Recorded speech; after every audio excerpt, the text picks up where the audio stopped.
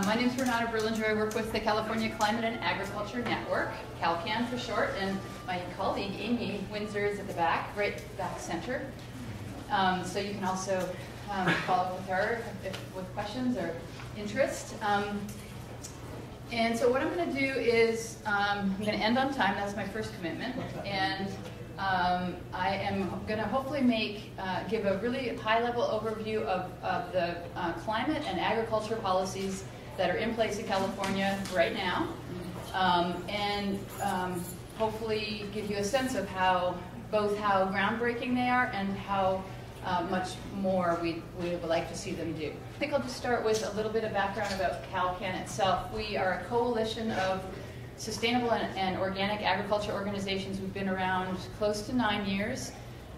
We came together because there was no unified voice or presence in the state policy space that was representing the interests and the perspectives and the wisdom of the organic sustainable community. And I'm going to use the word sustainable even though this is a regenerative ag conference, just because that's the term we use. It's the term that seems to work well in Sacramento. But what I really mean is there's a lot of the stuff that's being talked about today. Okay, so sustainable is a big container word. It doesn't seem to alienate a lot of people. It's also broadly defined. Extinct. And so yes, it's not threatening. Yeah, it's not threatening. And it's been used by a lot of different people in the agriculture sector to mean different things. But I will explain a little bit more about what we mean by it as we go along. Essentially, what we recognized was an opportunity to leverage resources to accelerate a transition to a food and farming system that is regenerative, is biologically based, is integrated, is weaned off of fossil fuel inputs. A whole bunch is biodiverse. A whole bunch of characteristics. And we saw this money that I'm going to explain about dangling out there in the form of the cap and trade program that could provide that lever for this transition we want to see. That's the ideal. That's the vision. We're still working towards it. The way we work is in coalition, in partnership. We really depend on a wide network of farmers and ranchers, of nonprofit organizations from the environmental community, land conservation, more urban groups, public health groups increasingly, and we also work closely with agricultural professionals, people who provide information to farmers, because unless there's information from both to do so, we won't get good programs that really hit the ground, as it were, in a meaningful way. It won't work, for people actually doing the kind of practices that we want to incentivize. So we work closely in collaboration, in coalition, in partnership, and we do sort of a traditional lobbying, part of our work. We've got policy staff in Sacramento that are at the hearings, testifying, building relationships with policymakers in their offices and their staff, with agency staff, and then we're also out and speaking with people that think about this stuff and can amplify our collective voice, essentially. And so it's a real mix of strategies and tactics. So what I'm going to do today, I sort of already said this, is give you an update on these trailblazing. I used to say groundbreaking, but that's actually not what these programs are, right? These are trailblazing programs. The sort of context, how they came about, and then the specific programs that are in place, and then a little forecast about how much more work there is yet to do. And this is a nice small group, so just chime in if you have questions. I'm going to now go into like the fascinating world of acronyms and policy specifics, and I might lose you, so just stop if I speed by too fast something. It's pretty interesting stuff, and I'm trying to learn how to tell a good story about it. California is definitely leading the world, or it's right up there. It's not the only country. It's essentially a country. We're almost the fifth largest economy, if we were a country. It's got one of the most ambitious goals for reducing greenhouse gases in the world. it's not it's not ambitious from a scientific point of view. It's not ambitious from the sort of scientific imperative point of view or the planetary survival point of view. It's necessary, but it outpaces what most every other jurisdiction is doing. In that there was a goal set in 2006 in the form of Assembly Bill 32 that was signed and championed by Arnold Schwarzenegger, had bipartisan support, and it established a target of getting down to 1990 levels with our CO2, with our total greenhouse gas emissions by the year 2020. That bill was extended just last summer with Senate Bill 32. This summer? August of 2016. You might be thinking of the next one. You're getting ahead, but boy, he knows what he's talking about. So talk to him after this if you have questions too. Just the target was extended last summer, and it was extended. It wasn't only extended; it was re-upped. It was more ambitious. So that now our state goal is to get down to 40% below 1990 levels by the year 2030, 11 years from now. We are so far on target to reach the 2020 goal. Getting to the 2030 goal is going to be a whole different deal. It's going to be very, very challenging. We're well on our way to the old goal because we did the easy stuff. Now we got to start doing the hard stuff, like our transportation system, for example. Assembly Bill 398 extended the cap and trade program, and that was recent. That was just in July. That was one you were thinking of. And I'm going to talk more about the cap and trade program. That's essentially what the rest of the conversation is going to be about, because that's where the revenue stream is. That's where the buttons are. These three faces I chose to put up here because they've been three of the leaders on these bills. The governor himself has been quite a champion. He's very determined to leave behind a legacy. He doesn't like to use that word, but he has left a legacy already by his leadership. Senator Fran Pavley is the author of both AB 32 when she was Assemblyperson and SB 32 when she was a senator. She's now termed out, but she was instrumental in getting these bills passed. And Eduardo Garcia, Assembly member, fairly moderate. He's symbolic of a very exciting development, I think, in California, elsewhere as well, of a new face in environmentalism. This is a Latino man, obviously, and the California legislature has a lot of Latino members in it, increasingly as the state's demographics change. And there's, both of our leaders of both houses are Latino. The Senate Pro Tem Kevin De Leon has been another champion of a lot of clean energy policies and so on. So it's, to me, an exciting and still challenging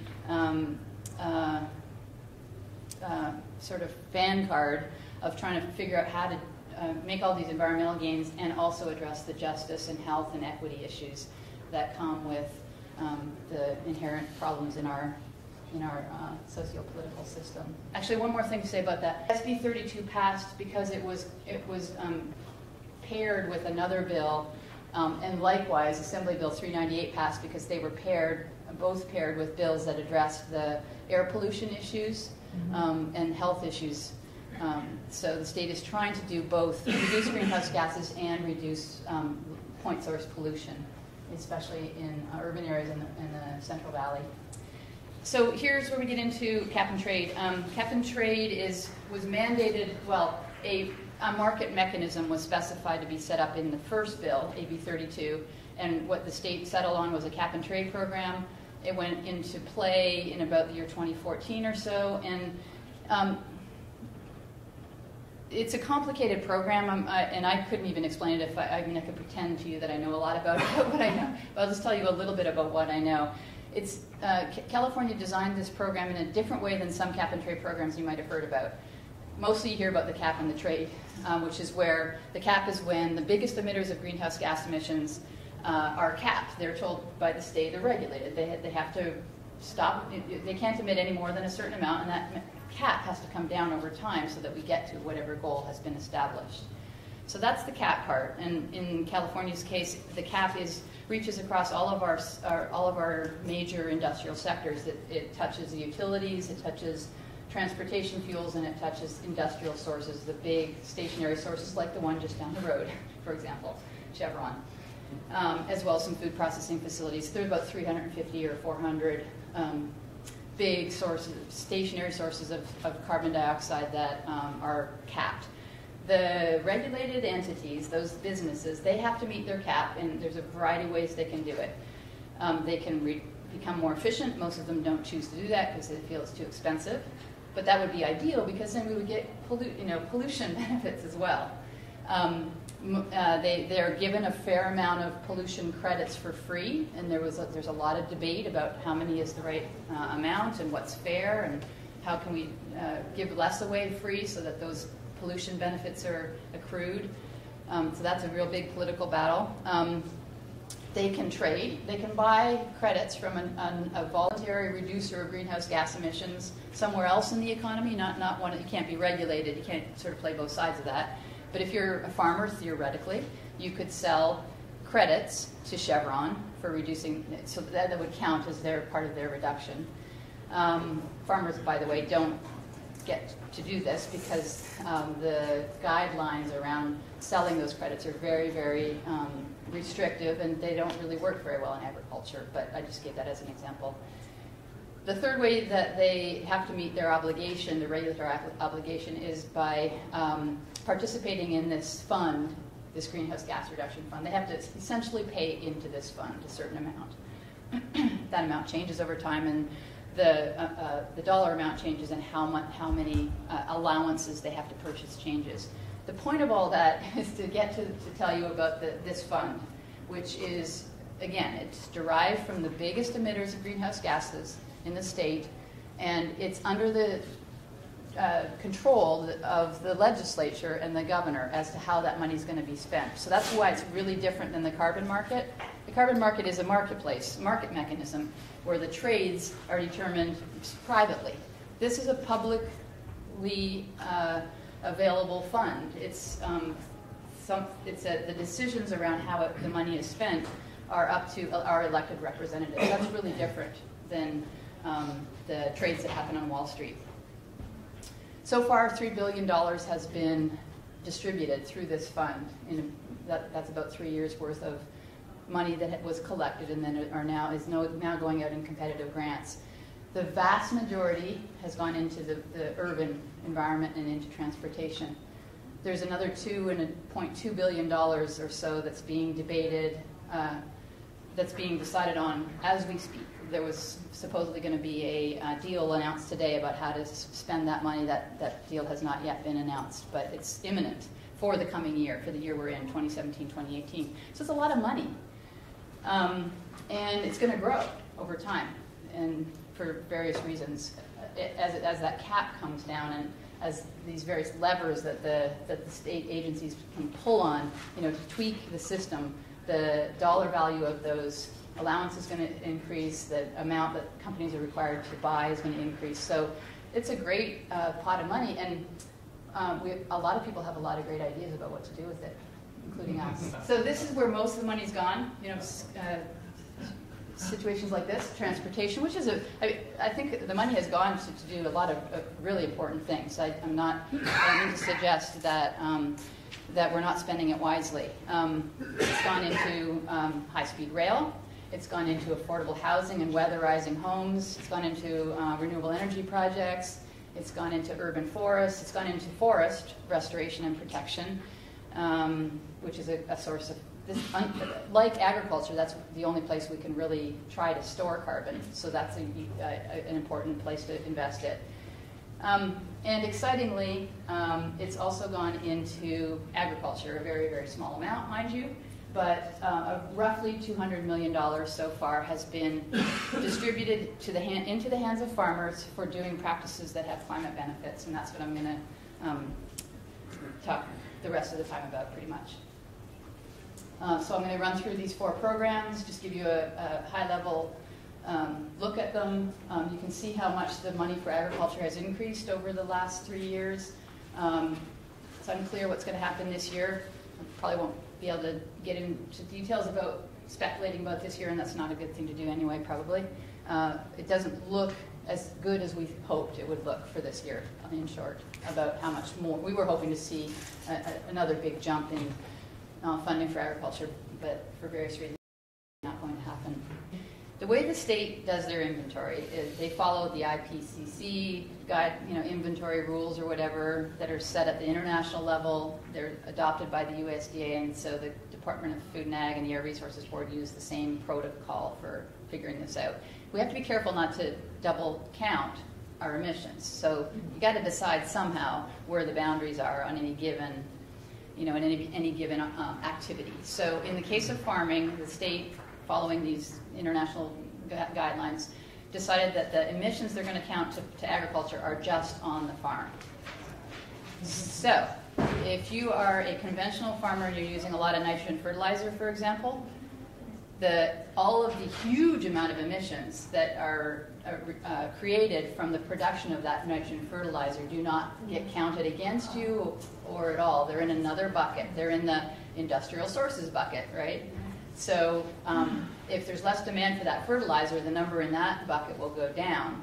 The number for the farmer will only improve, be healthier if because of things that happen as a result of not using the nitrogen fertilizer.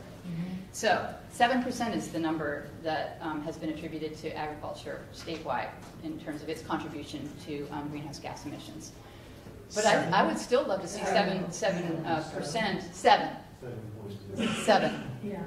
I don't know. Because they don't count if you manufacture anything downstream or upstream. Missouri or nothing about the packaging, nothing about the food waste, nothing about the processing, nothing about the inputs, right? About the loss of water and fracking. Right. It's all counted for, just not in the agriculture bucket, okay?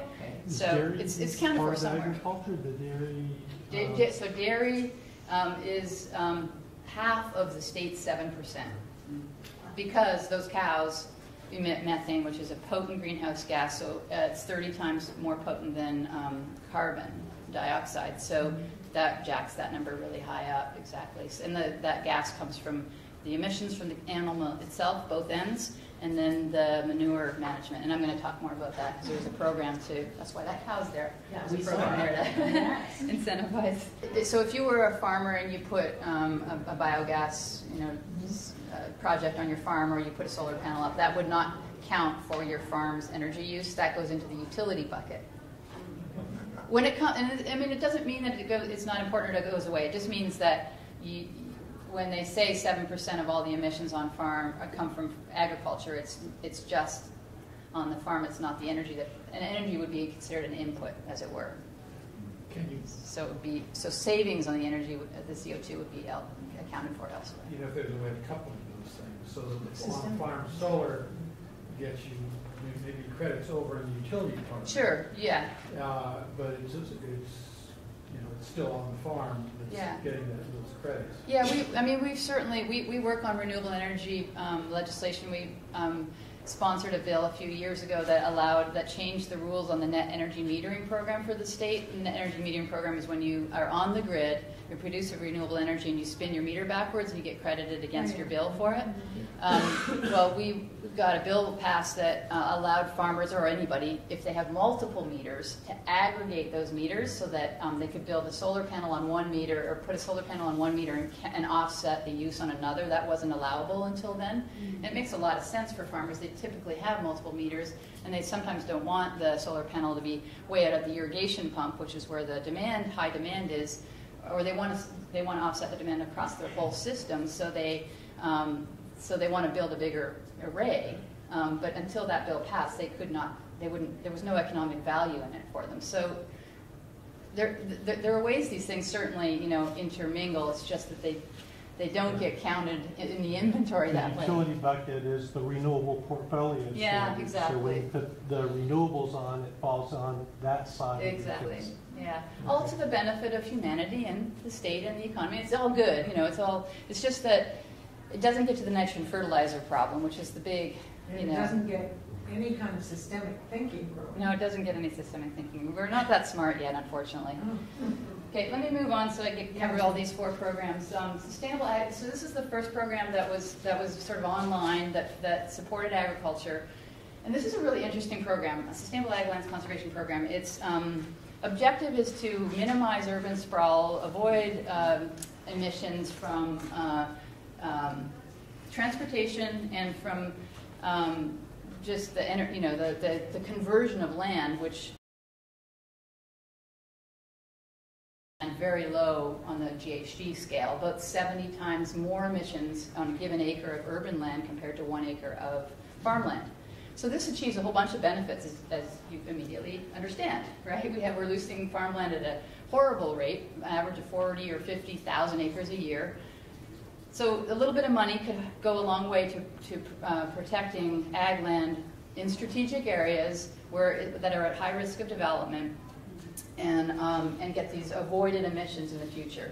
So that's the investments that have been made to date, $42.5 million, protected 33,000 acres in about 17 counties. And the big brains who do this stuff have calculated somehow that that's equivalent over 30 years to approximately 20 million metric tons of CO2 not emitted in the future. So that's a nice metric. We worked hard on this program, along with a lot of partners, to make sure that the funding was there. It was $5 million the first year, and then it went up to 40 the next. Big jump. It's not going to be that high again for a while, maybe 18 this year. What's cool about this program is that it's part of an affordable housing and sustainable communities program, which wraps together smart growth, urban land use planning with farmland conservation. And that's a little bit of an uneasy marriage at the moment, but hopefully over time we'll get better and better at the kinds of joint land use planning that needs to be done on a regional scale, not in these like city councils over here and counties over there. But all of these programs only can be going towards commercial ag land. In other words, it can't be public land or organic versus poison ag. I don't know if I don't think they've asked those questions to know. So it could be 30 to 33,000 acres sprayed ag. So The aspiration is to start to integrate some affirmative easements into this program. Those are hard and expensive, and Kendra right next to you can tell you more about that some other time. But still, people are trying. Yeah. I love all these questions. Who's the protector? When you say Department of so it's run by the Department of Conservation. The easements are held by typically a land trust or an NGO of some kind. It could be an NGO land trust, or it could be the Coastal Conservancy or some equivalent. Okay. One more question. Housing, sorry, real quick. HUD housing? What about it? Is that what it's integrated into? On the affordable housing and sustainable community side, I'm not so familiar with that. 90% of all the funds that go into this go to there, and I don't track it so well. It's the 10% that's for farmland that I know better. But you could go online and look at all these great programs. Yeah. I was in a workshop earlier today, and they had the list of the big oil and utilities who've bought the carbon credits. And is there a formal list of where it's being spent, or is that? I thought I heard it was secret at some point, but there is a. No, you I can know go. obviously here and there, but there is a formal list saying in this county, this county. Yep. Yeah. So that last program is run by the Department of Conservation. You just Google the name of that program, and you can drill down. And the government doesn't have the best websites, but you can eventually, if you're persistent, figure out where the project lists are. So this program is the next 3 programs are all administered by the Department of Food and Agriculture. This one was set up early in the availability of this funding during the drought in the year 2014, I guess it was, and they've had 6 rounds of grants that have gone out the door to fund farmers to do water conservation projects of all kinds, irrigation improvements, solar pumps, more efficient pumps, soil moisture monitoring, stuff like that. So you can see, again, good data points already so early in a new program in terms of how much water. This program has to fund projects that both reduce water and energy. That energy, that CO2 nexus has to be there with all of this money. There has to be evidence that we're getting those emissions reductions. That's the point of the program. The law says that. There was a lawsuit that the government won that challenged, this question, but that lawsuit got settled. But nonetheless, the programs are still intended to be amplifying the cap and trade program, or the regulatory side of the program, and getting involved voluntary players and getting even more bang for these bucks. Dairy methane reduction. So dairies produce, that number is actually wrong, it's closer to 50% of California's methane. A little less because there's other livestock operations that do as well. Most of those come from the biggest, confined animal feeding operations. The smaller grass-fed dairies, the organic dairies, the ones we see up here in north, are not making a big contribution to that problem. Not only because there are not that many head of cattle, but because the manure is not concentrated in these slurried lagoons, which are anaerobic, which is where those methanogen bacteria inhabit and decompose the organic material and release the methane. So the state has set up 2 programs, one to fund anaerobic digesters on those big manure lagoons to basically tent them, capture the methane, and pipe it off and convert it to either electricity or biogas. And they're very expensive, and they break down a lot. There's a lot of problems with them. The return on investment, it takes a long time. The subsidies that are going to be required are probably going to last a long time. So we and others argued, starting a couple of years ago, that we really needed a diversified toolkit of strategies for dealing with methane emissions on livestock operations, not just the one that was most appealing to the biggest confined animal feeding operations. We really need to serve the whole industry, and that there's a tremendous amount of potential to be unleashed if we can also incentivize alternative manure management strategies. Seth knows a lot about this too, and so he's the guy to talk to about poop, cow poop. The first program, the anaerobic digesters, that has most of the money, is really only solving the problem of methane. Yeah. It's not really doing anything else. The other program, which is the one we're most interested in and have been advocating for constant improvement on, is the idea there is that exactly that you would use manure management strategies that are drier. So you don't flush the barns and create more volume of a problem, essentially. But if you go the other way, you try to aerate, you try to reduce the amount of liquids, improve the decomposition so that it doesn't emit methane. It still might emit CO2 some, but that's so much less potent. And you get compost or aged manure, which is valuable for soil fertility. So this, again, wouldn't it be great if this program, the water one, and the next one I'm going to talk about were really integrated, because there's so many connections. Yeah, it would be great. They're not. And I have to say, it is hard. We're making these trailblazing programs, not we, but the state, and nobody's done it before. And we got computer models, which like things to be just binary, right? I mean, they require it. It's just and the science isn't really that integrated either.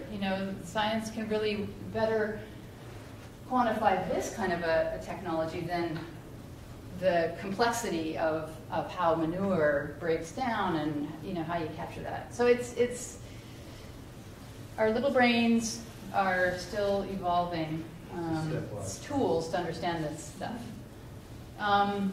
So let me get to the Healthy Soils program real quick. This program incentivizes photosynthesis. It's the first program that I know of, but there might be 1 or 2 others in the world that pay farmers to catalyze the sunlight conversion, of CO2 and water to sugar and oxygen. Pretty cool. $7 or so this year. They take their administrative cut off the top. Explicitly with the intention to build soil carbon and reduce emissions, and of course deliver a whole bunch of other co-benefits that I'm not going to go into because you guys could write this slide better than I could. But a lot of other things can come along with these dollars that will solve other problems we've created through our industrial farming system. The kinds of practices this program funds, this is a brand new program, just went out with a solicitation, its first grant solicitation 3-4 weeks ago. The deadline is September 19th. If you haven't already started on your application, I would recommend not to bother. It's it's difficult, it's complex, but if you want to talk more about it, we can talk. But these are the basic categories of practices that are incentivized. They match with, for the most part, with NRCS EQIP practice standards, for those of you familiar with NRCS EQIP. And they can be matched, literally. Like the list matches, not with all of them, but there's overlap, and you can literally match dollars. So you could get a free installation of a hedgerow, for example. Or if you wanted to shift to reduced or no-till, there's a reduced or no-till practice there. And the other thing that's cool about this is that some of the money is going just for straight up payments if you do certain practices, and then almost half of it is going towards demonstration projects, which is a really important piece of accelerating, catalyzing more widespread adoption. Because it's going to be early adopters and leaders who will bother to do this, and they hopefully can influence some of their peers and neighbors. So quickly to close, what's next? Well, we've got to keep fighting every year for more funding. The first two programs, the first program, the Ag Land Conservation Program, has what they call a continuous appropriation. We don't really have to fight for it. It just gets a cut of the whole pot, whatever the pot is every year. The other three, though, we have to go in, convince the legislators, remind them it's not just about planes, trains, and automobiles. There is a biology, there is a nature, there is a natural world out there, and there's farmers that have all this potential that has to be unleashed through these other programs. So that's hard, because most of the legislators don't understand that about agriculture or the natural world too much.